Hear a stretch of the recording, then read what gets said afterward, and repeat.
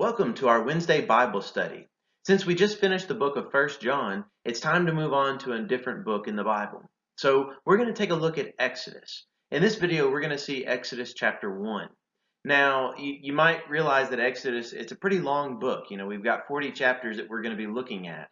And at least for these first few chapters, we are going to look at it kind of like a chapter every time. Whenever we get toward the end, there's a little bit of repeat material. I'm not exactly sure how I might divide that up, so we might take a few chapters or something like that in one of these videos. So just kind of be aware of that as we go throughout the book. It's not going to necessarily just be one chapter every single week.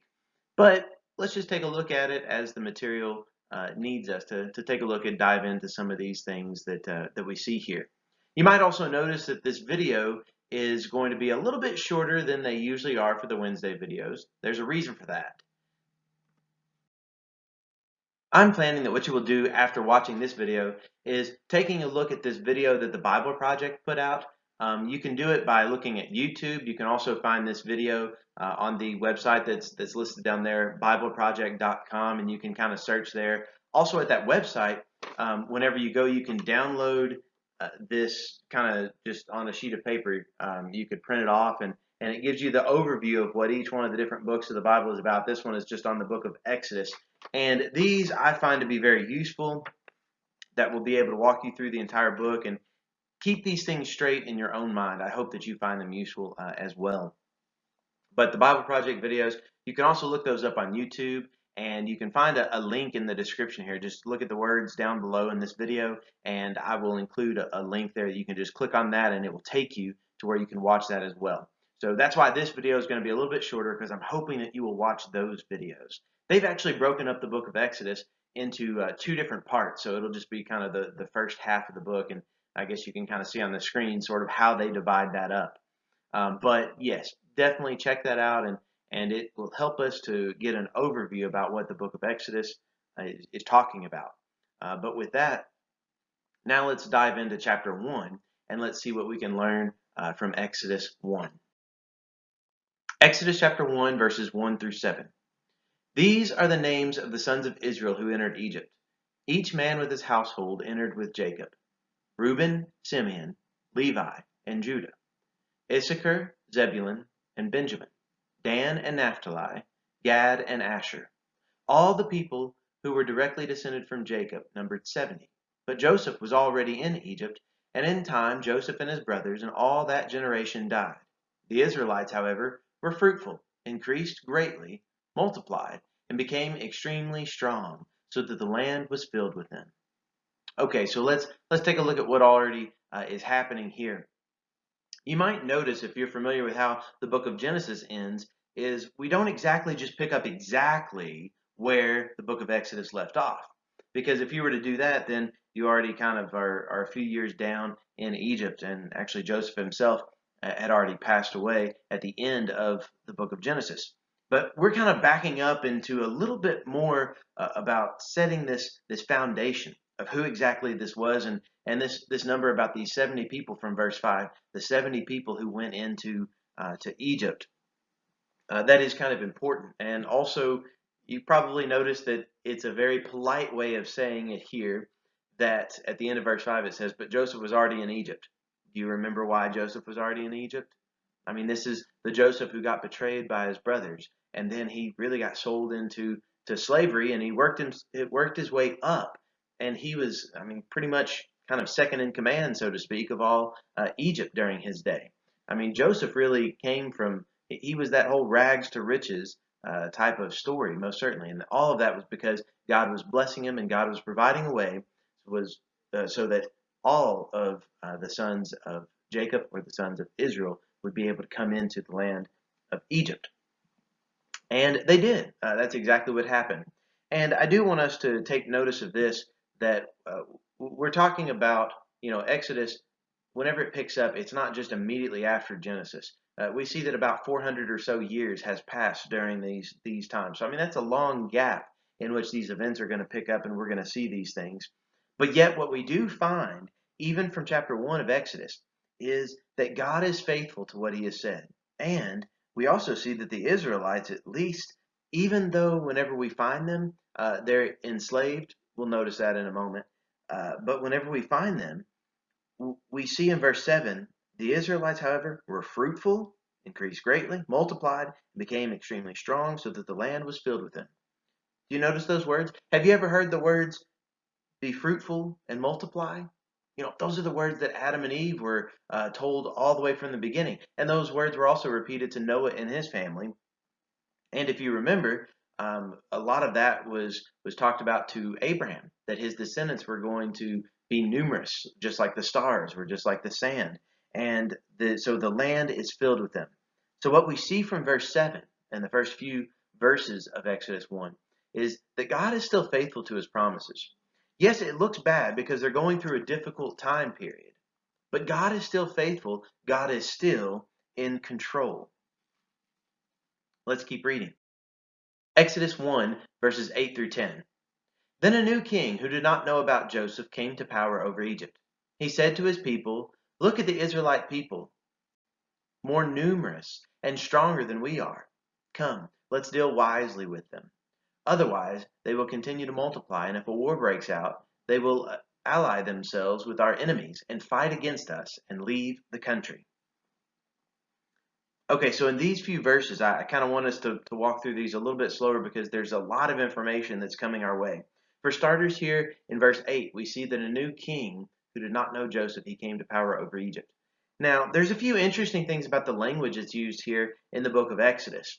One of them, and this has caused a lot of questions among Christians, and maybe it's something that you care a lot about, and maybe it's something that it doesn't really matter all that much to you, but there's a few interesting things here. One of them is this. In verse 8, we find out that he's called a new king. So it's a new king. And that's interesting to me because this king, wouldn't that be Pharaoh? So why does he not call him Pharaoh? But oftentimes the book of Exodus refers to the king as the king. So I might say Pharaoh, I might say the king, I might go back and forth a little bit, but we see both of them being used. But a lot of times he's just referred to as this king. We also see that it just says, then a new king who did not know about Joseph came to power. Okay, so you might think, well, that's the next king. That's the next Pharaoh right after Joseph. It wasn't, okay? Whenever you start looking at this and kind of mapping it out, and if you want more information about this, I can give you more, but for right now, I'm just letting you know that we're talking about hundreds of years, about 400 years, whenever this new king came to power here. And there's also another question that this has come. Did you realize that we're not told the name of this king? People want to know, well, who is this Pharaoh who didn't know Joseph? And who is this Pharaoh of the book of Exodus? Who are we reading about here? And there's a lot of information that we could look at and all of that. But what I'm going to do is I'm not going to focus as much on that. I might mention a Pharaoh here or there or something like that. But for the most part, I'm not going to focus a lot on it because the book of Exodus doesn't focus a lot on it. So if God didn't see fit that we know the name of the Pharaoh, then I don't know that it's really worth a whole lot of our time to really discuss exactly which Pharaoh it is. Now, I say all that, and that's what I'm talking about for this Bible study. But if you know me, you realize it's very interesting to me. Well, who was that Pharaoh? And what can we learn about that? So, if you're thinking, how can you sit there and how can you say that, we're not going to dive into that? We're not going to dive into that in this study. In this study, I want us to deal mainly with what the text says and what we can learn about what's going on here. And for starters, we see this new king, this new Pharaoh. He comes up to power and he doesn't know his history. He doesn't know what's gone on before him, and he doesn't respect his history. Now, it's not like, I would say this, it's not as if he really doesn't know it at all. I mean, he probably does know some of it, but it's that he chooses not to listen to it. And he chooses to not learn from what's going on. He doesn't learn about these Israelite people. And he doesn't obviously appreciate what they have done in times past because really Joseph helped out Egypt a lot and allowed them to get through that time of famine, if you remember. But this new king, he doesn't care about that. All he cares about is he's looking at these numbers and he's realizing he's getting nervous because he's seeing their numbers are increasing so much, they could actually rise up against us. And that might not go so well at all. So what does he do? Well, throughout the rest of this chapter and in the upcoming chapters, we're going to see that this Pharaoh, this king, he repeatedly tries to do things to just push down, to oppress all of the Israelites. let's keep reading and you'll see what I mean. Now let's look at verses 11 through 14. So they put foremen over the Israelites to oppress them with hard labor. As a result, they built Pithom and Ramesses as store cities for Pharaoh. But the more the Egyptians oppressed them, the more they multiplied and spread. As a result, the Egyptians loathed the Israelites, and they made the Israelites serve rigorously. They made their lives bitter by hard service with mortar and bricks, and by all kinds of service in the fields. Every kind of service the Israelites were required to give was rigorous. Okay, so what do we see here that this Pharaoh is already trying to do to oppress them? Well, he puts these foremen over them in verse 11. That's how this translation translate that word. You might be more so familiar with the term taskmaster, or maybe slave masters or slave drivers. There's different ways that that's translated among the different translations. But I will tell you this: no matter how you exactly translate this phrase, it doesn't work out well for the people. Um, it might interest you that in the Hebrew it actually says that they were princes of work. Okay, so whatever that means, it's not good for the Israelites. I can tell you that. And you look at this description and you see that none of this was good for the Israelites because Egypt was just scared. They were afraid and they were acting out in that fear. We find out in verse 14 that they made their lives bitter. So that term about bitter, I'll try to remember to reference this whenever we get there. But if you notice about the Passover festival, which this is something we might overlook, but it's always stood out to me because it's been a little weird. Part of what the Passover festival included was bitter herbs. And I'm like, why do they keep talking about these bitter herbs? It has to do with this theme that we see running throughout the book of Exodus, and that is about these lives being made bitter. The Passover was to remind Israel of their time in Egypt and how God delivered them. I mean, we know that's coming up, so I can go ahead and kind of reference that there, but they don't exactly know that that's going to happen yet. What they see is their lives are bitter. The service that they are called to give, it's hard. Everything is difficult, and it seems that everything is going contrary to what they want it to go. Nothing is going good for them. But yet, God is still there. God still knows what's going on, and He knows what they need. And if we keep reading, we start to see that God, we start to a little bit more about God is revealed to us in the rest of this chapter. So let's look at that. Verses 15 through 17. The king of Egypt said to the Hebrew midwives, one of whom was named Shiphrah and the other Puah, when you assist the Hebrew women in childbirth, observe at the delivery. If it is a son, kill him. But if it is a daughter, she may live. But the midwives feared God and did not do what the king of Egypt had told them. They let the boys live.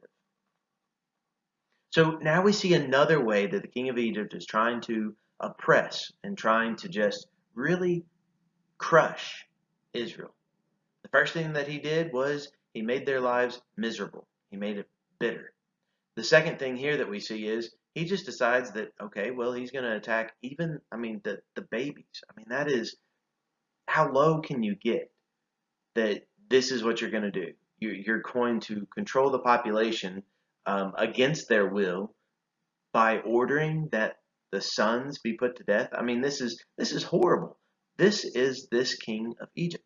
He's not a good guy. He is scared, and he is acting out in that fear. And it really is ridiculous, and it really is sad that he would go to such lengths. But yet, the midwives, they recognize that this isn't right. This isn't what should happen. Um, and as we look at this, there's a few interesting things about these midwives. It's interesting to me that we actually get their names. That's amazing, and it shows us that these are real women, that they're important enough. We need to know their names, and we need to know the part that they played in this. What part they played in verse 17 is they feared God, and they didn't do what the king of Egypt told them. See, sometimes it is okay to go against what you're ordered to do. If what you're ordered to do goes against what God has already told you to do. Or in this case, if you know that killing people isn't right, but you're ordered to kill people, like in this sense, yeah, it's not right. Don't do it. These Hebrew midwives, they recognize that. And they weren't going to just obey the king in this instance. They were going to go against what the king said, and they were going to fear God, and they were going to trust God. And that's exactly what they did.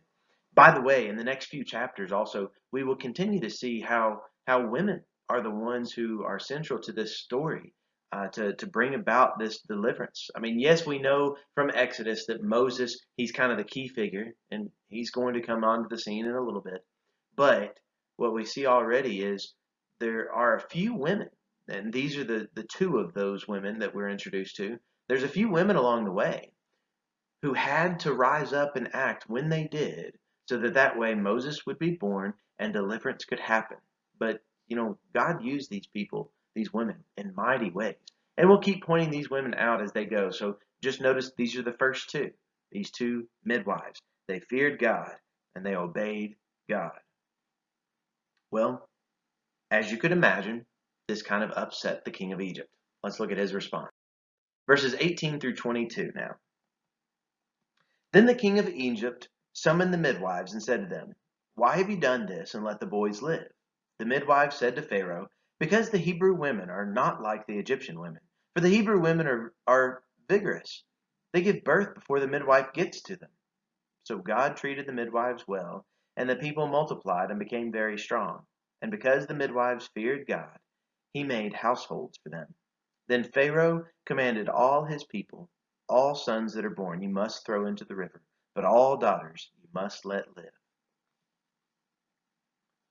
Now we see, this Pharaoh, he is really against the people of God, and he is really making some decisions that are not good, and that it's not going to go well for him in the future. But he just doesn't know just how bad he really is treating these people. I mean, these are God's people, and he is just treating them absolutely horrible. Well, he asked them this question: Why are they not obeying what he told them to do? These orders that he commanded them to do. Why are they not obeying? Well, the midwives, they give an explanation, and they say about these Hebrew women, and this response has been questioned. It's like, okay, so were they lying here, or were they telling the truth? Well, here's the thing. Whenever it comes down to this, they were ordered to do something that goes against what God said. So they gave some type of explanation that was able to satisfy Pharaoh. Now, if all that they were doing was just lying, it seems strange that he would just respond with, "Oh, okay," and just believe it. It just doesn't seem right, unless their story was believable enough that he thought, okay, that could be how it works, so that's okay. If he's trying to control this Israelite population, he's going to search these things out and he's going to know. So, however they set this up and however they allowed this explanation to work, apparently this explanation was good enough that Pharaoh believed it, and he was okay with that, and he kind of gave up, and he wasn't really trying anything with these women. He just realized, okay, this isn't going to be how I can do anything. But notice what God did for them. In verse 20, he treated these midwives well. He recognized how they acted out in this faith, in this fear of the Lord, as verse 21 says. Because of that, they were given these households. They were blessed with families because they blessed other people with families in this case. And they followed what God said, not what Pharaoh said, not what the king said. Well, now we see the Pharaoh's had enough. In verse 22, he's gone to another extreme. This time what he's doing is he is now commanding all his people. Okay? At first, he made them work really hard. Strong oppression. He set over those princes of work. If you remember, that's the first thing that he did. Second thing that he did, he went after the midwives and commanded them, get rid of all the baby boys that are born. Well, that didn't work either. So now what he's doing is he's commanding all of his people. And I don't know how well that would have even worked, but he commanded all of his people that they are to throw all of the sons that are born of the Hebrews. They're to throw them into the river. All the daughters, they can live, but the boys, they cannot. This Pharaoh is doing some extreme things. He has this extreme hatred. But doesn't know where this story is going to be leading. We probably do. I mean, you probably already know where this story is leading. And you find out that this Pharaoh is going to have to come to realize who God is and how powerful he is and how wrong this king is for this abuse of the power that he had at this time. You cannot treat people like this.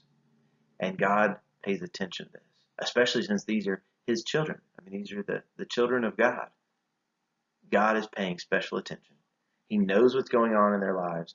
He's going to rescue them. He's going to deliver them. And we're going to see in the next chapter a little bit more of this story about how God does that. So hopefully you'll join in next week and we'll take a look at that together for Exodus chapter 2.